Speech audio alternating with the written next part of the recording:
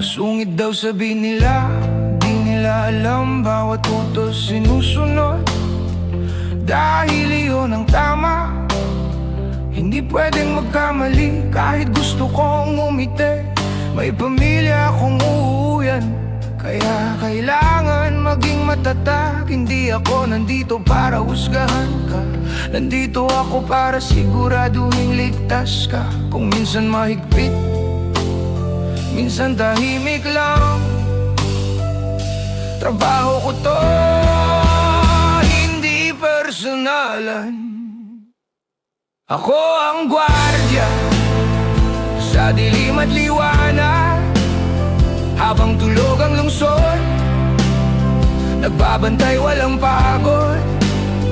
Hindi mabalakbakan ang kapalit ng hirap, dangal lang sandata tungkulin ang dahilan.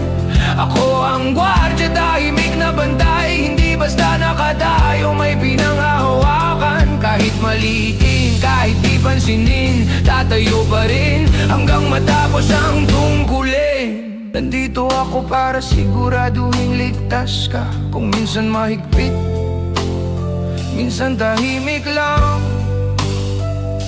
trabaho ko to, hindi personalan. Ako ang gwardiya sa dilim at liwanag, habang tulog ang lungsod, nagbabantay walang pagod. Hindi mabalakbakan ang kapalit ng hirap, dangal lang sandata tungkulin ang dahilan.